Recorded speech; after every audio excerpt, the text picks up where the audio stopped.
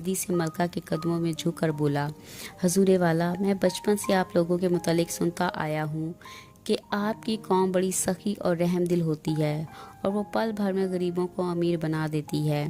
हजूरे वाला, परसों से मैं अमीर बनने के ख्वाब देख रहा हूँ। आखिर मैं अमीर क्यों ना हुआ? मेरे पास दौलत क्यों ना हुई? सारा सारा दिन और सारी सारी रात इन्हीं फिक्रों में खाता रहा कि कोई परी मुझे मिल जाए या कहीं से खजाना हाथ आ जाए। आज इतनी मुद्दत के बाद आपसे मुलाकात हुई, मगर अफसोस, जो मैं समझता था वो मेरा ख्वाब पूरा ना हुआ। मलका बड़ी शफकत से बोली, अच्छा तो तुम दौलत चाहते हो, आओ मेरे साथ। वो उसका हाथ पकड़कर अपने खजाने में ले गई और बोली, लो, जितने हीरे जवाहरात सोना चांदी तुम उठा सकते हो उठा लो। और नीरा ने अपनी कमीज उतारकर खूब ठौंस ठौंस कर हीरे जवाहरात उसमें भर लिए और बाहर निकल आया। परी उसे हैरत से देखकर बोली, मगर तुम इतनी दौलत का क्या करोगे? क्या करूँगा?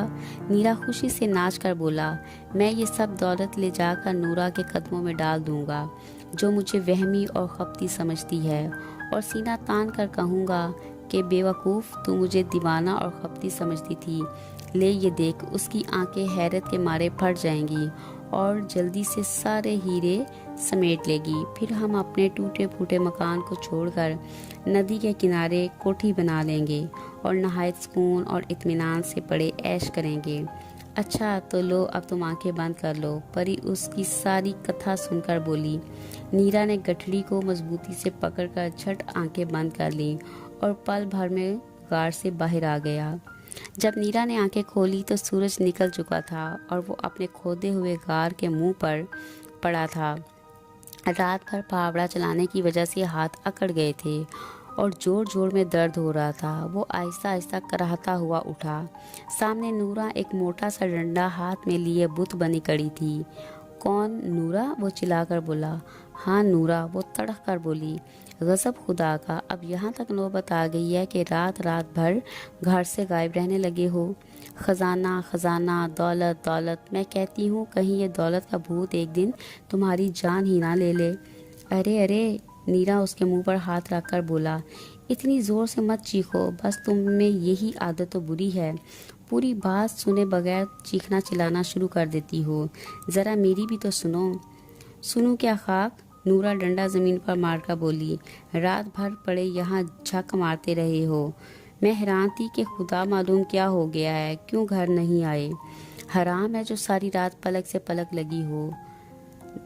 मैं आज ही अपने घर जा रही हूँ। बीवी को रोता देखा नीरा का दिल भर आया। जल्दी से उठा के परियों के दिए हुए हीरे जवाहरात उसके आगे फेंक दे। मगर वो गठरी कहाँ गई? वो कमीज कहाँ गई जिसमें हीरे जवाहरात बांधे थे? उसे दीवानों की तरह इधर उधर टामक टोइयां मारते देखा नूरा हंस पड़ी। बोली, ये दीवानों की तरह आंखें फाड़ फाड़ कर क्या देख रही हो? नीरा जल भुनकर कबाब हो गया। पैर पटक कर बोला, अपना कलेजा ढूंढ रहा हूँ। अरे नेक वक्त, रात परियों ने मुझे हीरे जवाहरात दिए थे, वो न जाने किधर गए। कमीज की जेबों में देखो। नूरा हंस कर बोली।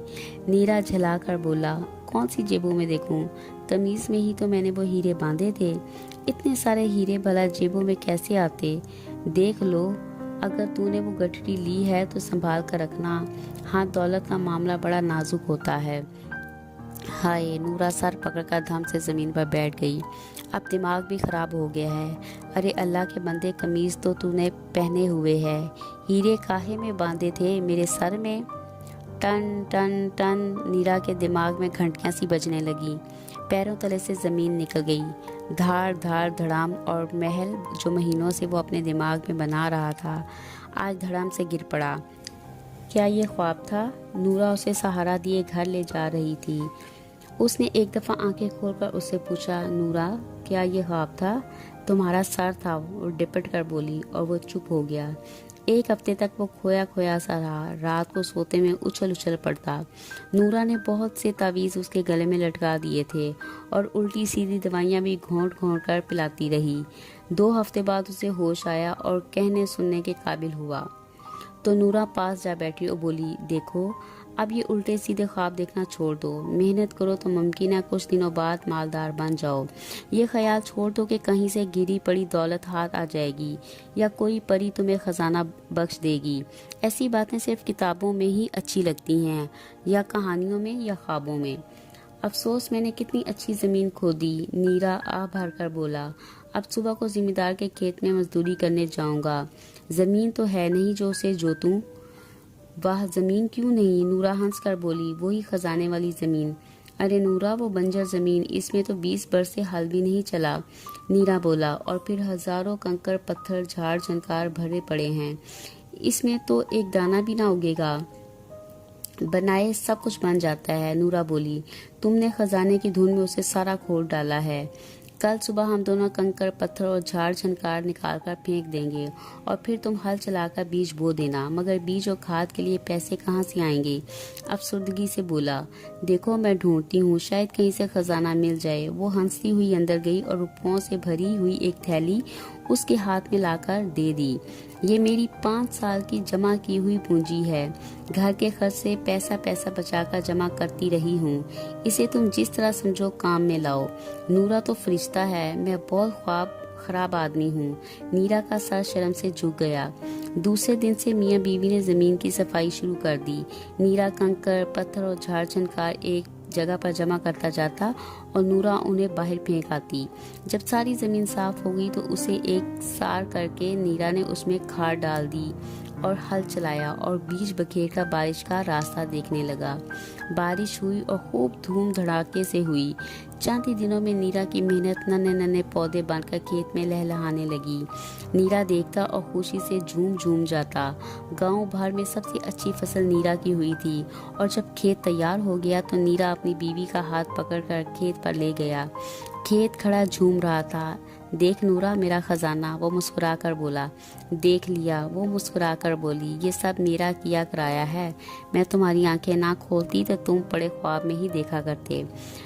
पौधे बड़े, बालियां पकी और फसल कट गई। नीरा मंडी से अनाज बेचकर आया तो उसके हाथों में एक बड़ी सी थैली थी। ओह, इतने रुपए थे उसमें के उठाए ना उठते थे। चंद ही सालों में नीरा की दुनिया बदल गई और वो जिन जिन चीज़ों के ख्वाब देखा करता था आज सब उसके घर में मौजूद थी। अच्छे अच्छे कपड़े, अच्छा सा घर और गहनों से लदी हुई नूरा। वो अपनी मेहनत को देखता तो खिलखिलाकर हंसता। अब हर साल वो ये कोशिश करता कि फसल पिछले साल से भी अच्छी होगी और महंगे दामों मंडी में बिकेगी। कभी कभी नूरा उससे पूछ लेती कि कहो सेठ जी, कोई खजाना वजाना हाथ आया कि नहीं, तो वो छिप जाता और दिखावे के गुस्से से कहता है जल्दी कि मुझे खेत पर जाना है। उम्मीद करती हूँ कि हमारी ये स्टोरी मेरे सब व्यूअर्स को पसंद आई होगी। मज़ीद कहानियाँ सुनने के लिए हमारे चैनल को सब्सक्राइब करें।